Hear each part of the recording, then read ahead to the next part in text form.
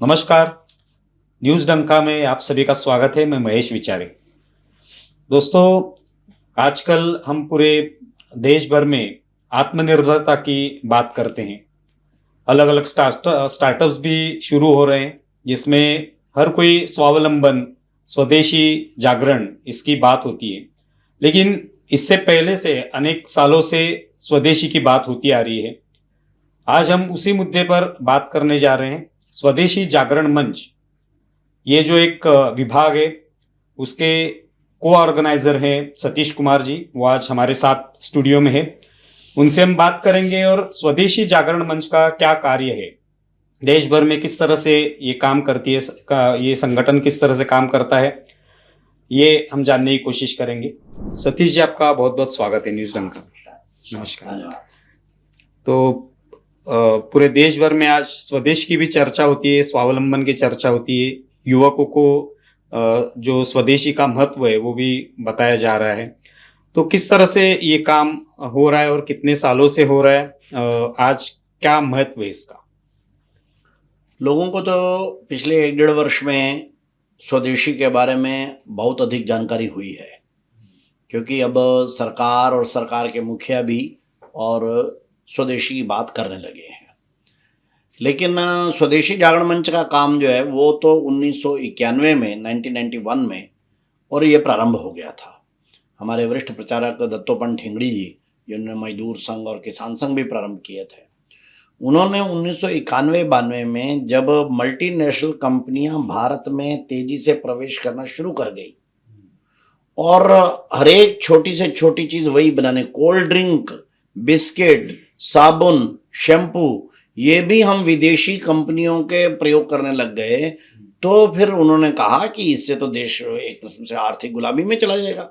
इससे तो हम देश को स्वतंत्र जो कराया था उसका फायदा क्या रहा? भाई, अंग्रेज राजनीतिक रूप से केवल चले गए, लेकिन आर्थिक रूप से फिर वो भारत को निचोड़ते रहे, तो अच्छी बात नहीं है।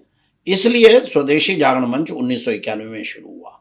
उस समय वर्ल्ड ट्रेड ऑर्गेनाइजेशन बना रहे थे, अमेरिका, यूरोप के सब लोग मिलकर, कि विश्व व्यापार संघ होना चाहिए।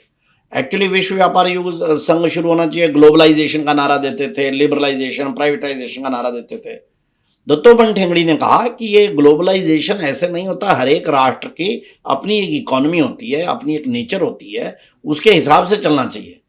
लेकिन क्योंकि मल्टीनेशनल कंपनियां चाहती थी कि हमारा माल सारे दुनिया के अंदर बिके, भारत में भी बिके, भारत अपना ना बनाए, बस बनी बनाई कोल्ड ड्रिंक हमारी ले ले, पेप्सी कोला, कोका कोला आ गया, बने बनाए हमारे साबुन ले ले, लक्स ले ले, लाइफ बॉय उनके आ गए, बने बनाए हमारे जूते, क्या नाम है ये बनाने, हम ना अपने जूते बनाए, ना साबुन बनाए, ना तेल बनाए, बस उन्हीं का हम प्रयोग करें।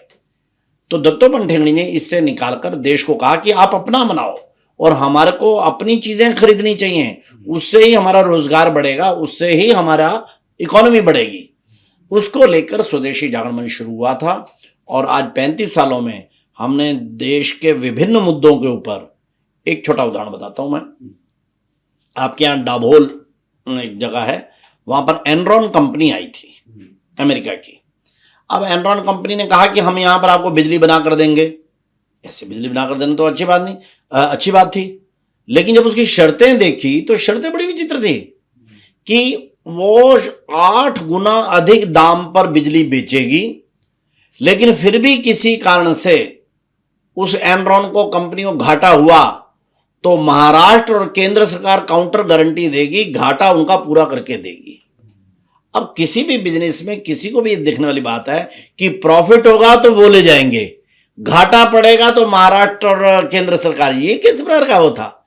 इसलिए हम लोगों ने इसका विरोध किया और अंततः तो हमारे को इसमें सफलता मिली। ऐसे दूसरा एक उदाहरण बताता हूं कि हमारे करोड़ों लोग तेंदुपत्ता ये इकट्ठा करके बीड़ी बनाते, सारे उसमें लाखों लोग सारे देश में चलता थी। अब बड़ी सिगरेट कंपनियां आ गई।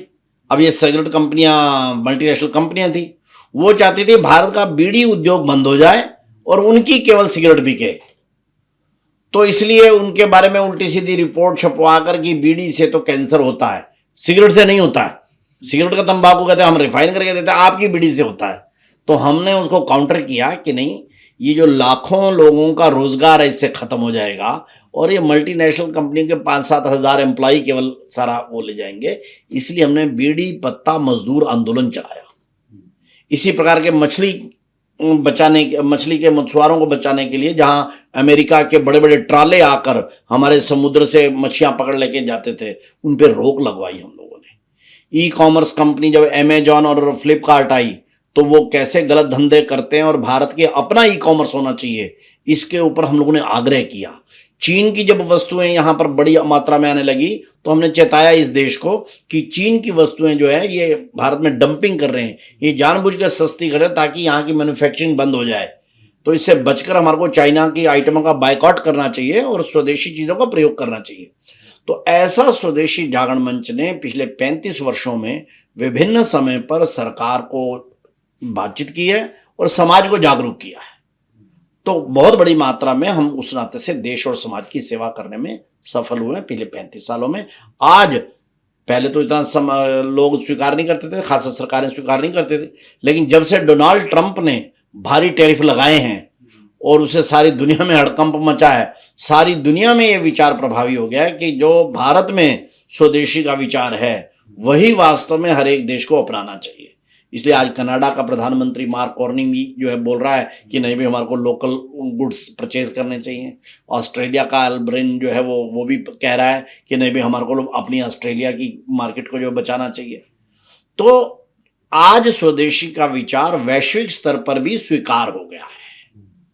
तो इसको समझना चाहिए। स्वदेशी एक सत्य विचार है जो कि 1991 में ठेंगड़ी जी ने बोला, उस समय पर लोगों ने स्वीकार नहीं किया। आज लेकिन सारा विश्व स्वीकार कर रहा है कि स्वदेशी से ही पूर्ण रोजगार युक्त और गरीबी मुक्त भारत या जो भी कोई देश अपनाएगा इस विचार को वो बन सकता है। इस नाते से अभी जिस तरह से 35 सालों में ये बदलाव हुए हैं, तो आज युवकों के पास आप जब जाते हैं ये संदेश लेकर तो किस तरह का प्रतिसाद उनकी तरफ से मिलता है? क्योंकि आज का युवा भी चाहता है कि वो खुद के पैरों पर खड़ा हो और अपने देश की सेवा करे। बिल्कुल ठीक बात है। युवा की सबसे बड़ी आवश्यकता होती है, उसको रोजगार चाहिए होता है। कोई भी युवक चाहे छोटा पढ़ा हो चाहे अधिक पढ़ा हो, वो बीकॉम करता है, बीएससी करता है, बीटेक करता है, एमटेक करता है, कि उसको कोई बड़ा अच्छा रोजगार मिल जाए जिससे वो अपना भी चला सके और अपने परिवार अपने माता पिता का भी चला सके। किंतु ध्यान में क्या आता है कि नौकरियां तो इतनी है नहीं।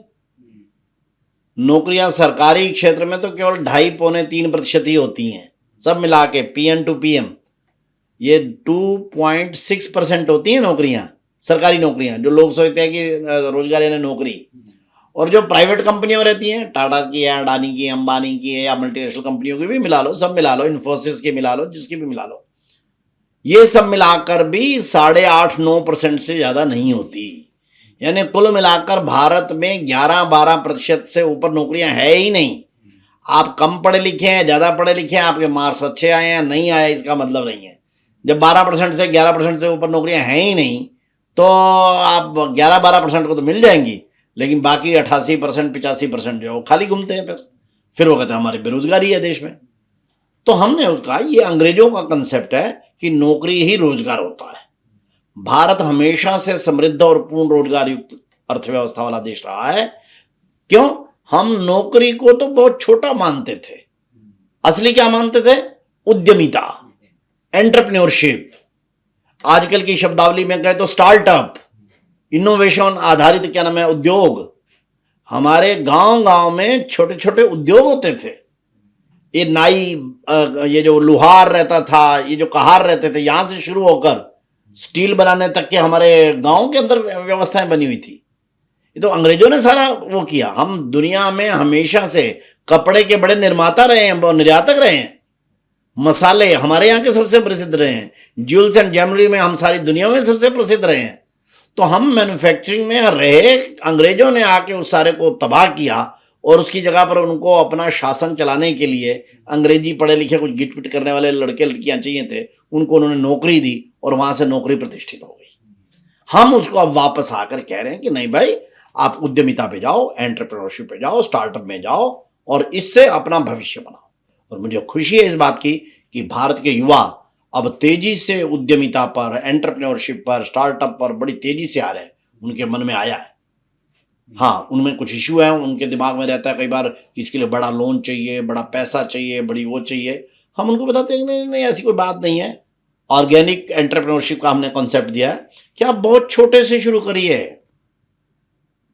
हमने उनको उदाहरण जैसे बताते हैं, इन्फोसिस आज कितनी बड़ी कंपनी बन गई है। उसके नारायण मूर्ति ने जब कंपनी शुरू करनी थी तो उसके पास पैसे नहीं थे, उसको 10,000 रुपए लिए, और वो भी कहां से? अपनी पत्नी से उधार लिए। अपनी उसकी पत्नी ने जो अब तक सारी जिंदगी कमाई जोड़ रखी थी उसमें से 10,000 रुपए लेकर कंपनी स्टार्ट की, और आज वो भारत की इतनी बड़ी कंपनी बन गई है। तो हम युवकों को बताते हैं कि 10,000 से शुरू करके अगर नारायण मूर्ति इतनी बड़ी कंपनी बना सकता है तो आप तो लाख 2 लाख आजकल घरों में हो जाता है, तो आप इससे बहुत बड़ा काम कर सकते हो। तो जरूरी नहीं है कि पहले ही 20-30 लाख चाहिए, 50 लाख चाहिए, करोड़ चाहिए तो तब कंपनी या कोई बड़ा वो चाहिए, ऑफिस चाहिए। नहीं, बिल्कुल छोटे से शुरू करिए, 10-20 हजार रुपए से शुरू करिए। और ऐसे बहुत सी स्टोरी है। आपके यहाँ का जो प्रशांत इसके वाला है, क्या है प्रशांत, वो जो मिठाई बनाता है कॉर्नर वाला, प्रशांत कॉर्नर वाला, हाँ, ठाणे वगैरह में इस तरफ है। अब वो हमारे कार्यक्रम में था, मैंने उससे बातचीत की तो वो तो 8वीं केवल पास है, और बहुत छोटे से कहते थे मैं पहले पेन बेचता था, फिर कपड़ा बेचता था, फिर ऐसे मैंने 15-16 प्रकार के काम किए, अब मैं मिठाई बेचता हूं, और आज उसका तो 200 करोड़ का टर्नओवर है। 8वीं पढ़ा लिखा लड़का यहीं के छोटे से करते करते आज 200 करोड़ का टर्नओवर कर रहा है, सैकड़ों लोगों को रोजगार दे रखा है। ये क्या चीज है? ये एंटरप्रेन्योरशिप है, ये उद्यमिता है। और युवाओं को दूसरी चीज कि भारत को आगे ले जाना है, ये भी युवाओं के अंदर भाव है। तो इसलिए जब हम स्वदेशी की बात करते हैं और स्वावलंबन की बात करते हैं तो उनको बड़ा पसंद आता है, वो हमारे से पूछते हैं, तो हम उनको फिर इसके लिए हमने स्वावलंबी भारत अभियान चलाया हुआ है, और उसमें युवाओं को हम इस प्रकार का प्रशिक्षण भी हम देते हैं। तो अभी ये अलग अलग राज्यों में आपकी शाखाएं होंगी, आपके लोग होंगे, तो किस तरह से ये काम चलता है, उसके बारे में थोड़ी जानकारी। ऐसा कि सारे देश में लगभग 550 जिलों में स्वदेशी आड़मंच की इकाइयां बनी हुई हैं, और स्वावलंबी भारत अभियान हम बाकी के संगठनों के साथ मिलकर चलाते हैं। जैसे हमारा सेवा भारती है, उसके बड़े छोटे कौशल विकास केंद्र चलते हैं, बनवासी कल्याण आश्रम है हमारा, उसके बड़े केंद्र चलते हैं। अभी हमारे लघु उद्योग भारती के लोगों ने बड़ा अच्छा इसमें काम शुरू किया है, उसका चलता है। हमारे भाऊराव न्यास है, उसमें बड़े काम चलते हैं। तो कौशल विकास ये पहली सीढ़ी होती है उद्यमिता में जाने के लिए। आपका कोई स्किल है कि नहीं है, आप बिल्कुल खाली हाथ खड़े, नहीं तो BA BCom तो कर लिया है, लेकिन आप कोई भी चीज करने लायक नहीं है, आप किसी कंप्यूटर पे वो टाइप भी नहीं कर पाते हैं, तो वो स्किल चाहिए होती है आपको, तो स्किल सेट जरूरी। तो इसलिए कौशल विकास जरूरी है, और फिर उद्यमिता जरूरी है। तो उसके लिए हम हर जिले में एक जिला स्वावलंबन केंद्र खोलते हैं, जहां से युवा आकर अपना परामर्श कर सके। वहां पर हम सरकार की जो योजनाएं रहती हैं उनसे उनको लिंकअप कराते हैं। उनको जानकारियां नहीं रहती, सरकार की योजनाएं बहुत सारी रहती हैं, लोन लेने की रहती हैं, या फिर एंटरप्रेन्योरशिप के बारे में रहती हैं, कोई भी काम धंधा शुरू करना उसके बारे में रहती हैं, लेकिन लड़कों को पता ही नहीं रहता, कहाँ से देखें ये भी नहीं पता रहता।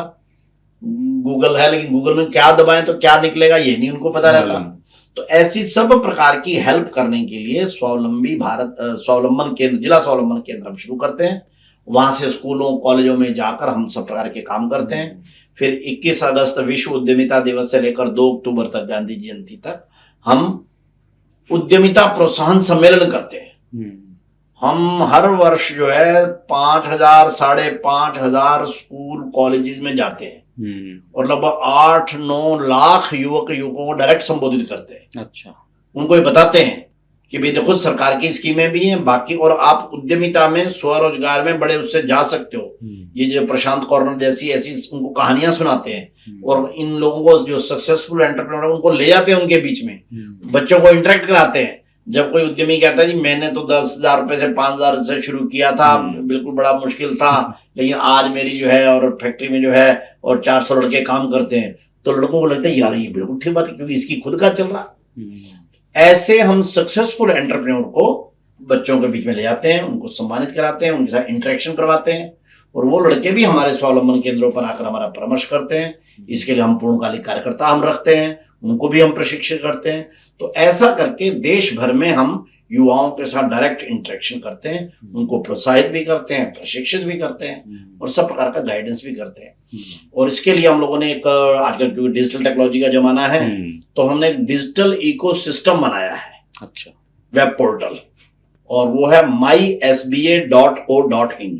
माई यानी मेरा, SBA यानी स्वावलंबी भारत अभियान, mysba.co.in। ऐसा अजमेर से हमारे चलाते हैं, राधे श्याम जी हमारे, वो उसको चलाते हैं। तो उससे हम सब प्रकार का, मान लो कोई कहीं नहीं पहुंचा, आप वेबसाइट खोलिए, आपको सारा पता चल जाएगा भाई किस प्रकार का यहाँ पर एम्प्लॉयमेंट का होता है। इवन कोई जॉब्स में जाना चाहता है, हम उसको जॉब्स के लिए भी हेल्प करते हैं। हमारे बड़े रोजगार मेले लगते हैं, तो हम कंपनियों को बुलाते हैं, उनको कनेक्ट कराते हैं।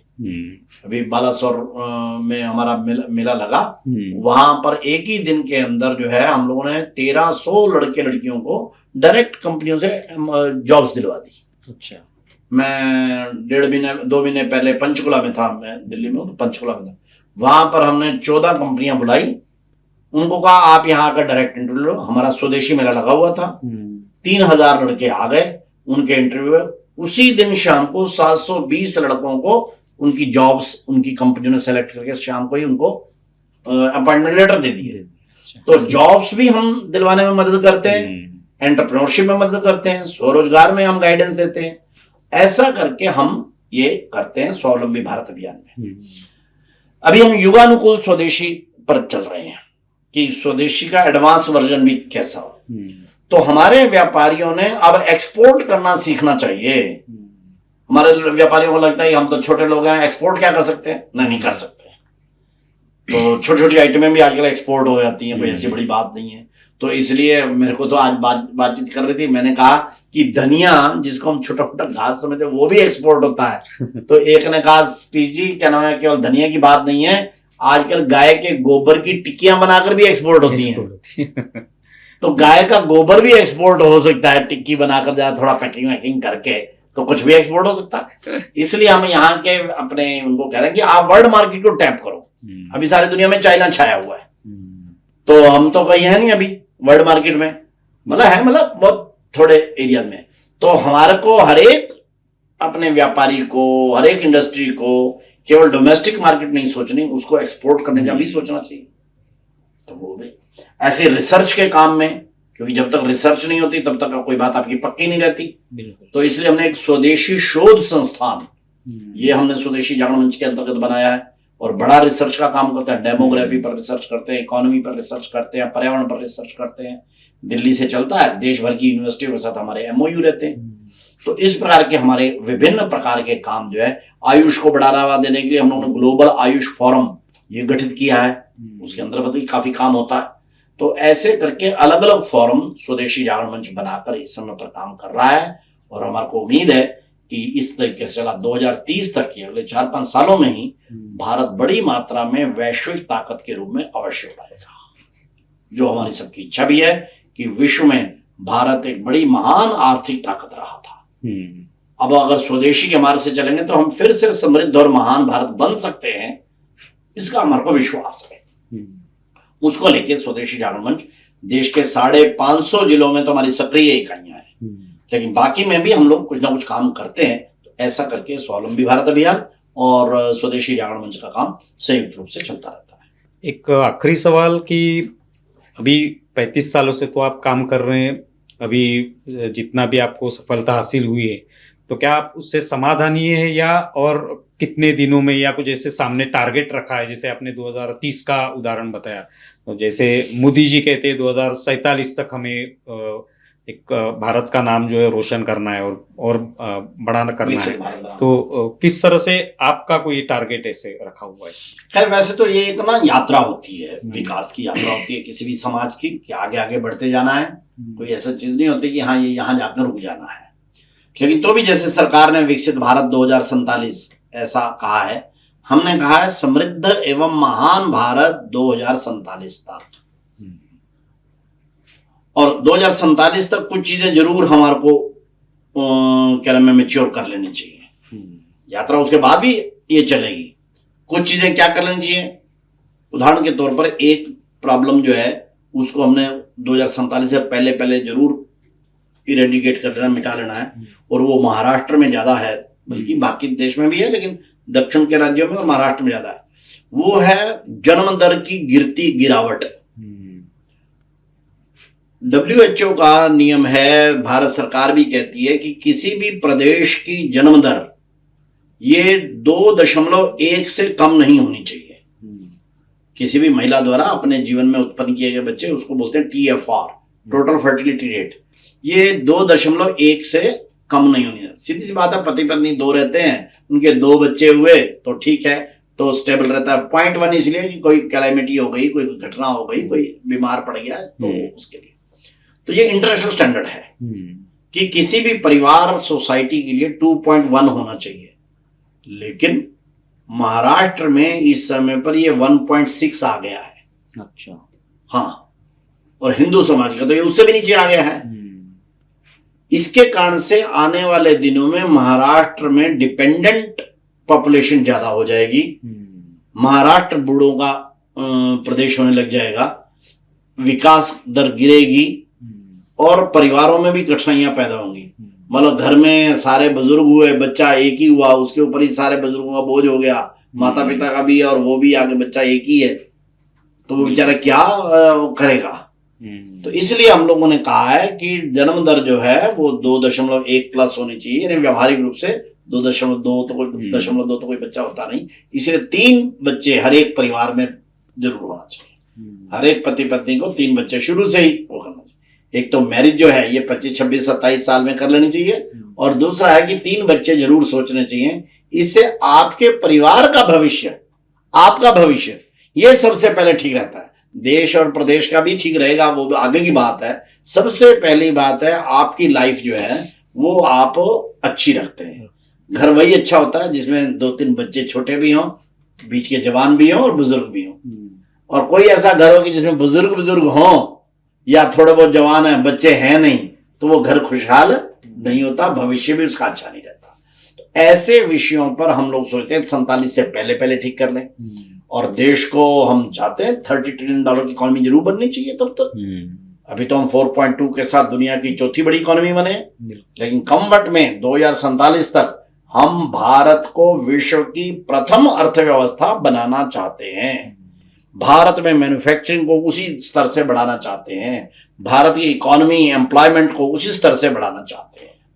पर्यावरण ठीक रहे ये है, जन्म दर ठीक रहे ये है, और पूर्ण रोजगार युक्त भारत हो जाए, ये हमने 2047 तक के मोटे मोटे लक्ष्य लेकर हम चल रहे हैं। मैंने जैसे कहा कि उसके बाद की भी यात्रा रहेगी, लेकिन तब तक ये कुछ चीजें जरूर हो जाए। $30 ट्रिलियन की इकोनॉमी हो जाए, प्रत्येक परिवार में 3 बच्चा, जन्म दर क्या नाम है ये आ जाए, पर्यावरण सुरक्षित हो जाए, पूर्ण रोजगार युक्त हो जाए, उद्यमिता और एंटरप्रेन्योरशिप स्टार्टअप के रास्ते से। तो ऐसा मोटा मोटा अभी हो जाए, उसके बाद की यात्रा उस समय पर देखेंगे। लेकिन भारतीय जो गुण हैं, जैसे हमारी परिवार व्यवस्था का गुण है, गाय के प्रति हमारी आस्था का क्या नाम है वो है, पर्यावरण के प्रति जैसी हमारी दृष्टि है दुनिया में किसी की नहीं है, वो सारे विश्व में आ जाए। इसलिए वसुधैव कुटुंबकम का उद्घोष हम हमेशा करते हैं कि संपूर्ण वसुधा जो है एक परिवार है। ये जो आजकल चल रहा है ईरान में वार वगैरह, ये क्या है? जब आप दूसरों को छोटा समझते हैं, दूसरे को बाजार समझते हैं, तो बाजार को लूटने के लिए आप काम करते हैं। हमारे दत्तोपंत ठेंगड़ी कहा करते थे, पश्चिम कहता है विश्व एक बाजार है जिसको लूटने का उनको अधिकार है, जबकि भारत का दर्शन कहता है विश्व एक परिवार है जिसमें जीने का सबको अधिकार है। तो वसुधैव कुटुंबकम का चिंतन जो है वो भारत का चिंतन है। ये चिंतन स्वदेशी चिंतन है। ये चिंतन सारे विश्व में फैले, इसके लिए स्वदेशी जागरण मंच अगले वर्षों में प्रयत्न करने वाला है। इस प्रकार का हमारा सोच जो है और कार्यक्रम हमारे सारे देश में इस समय चलते रहते हैं।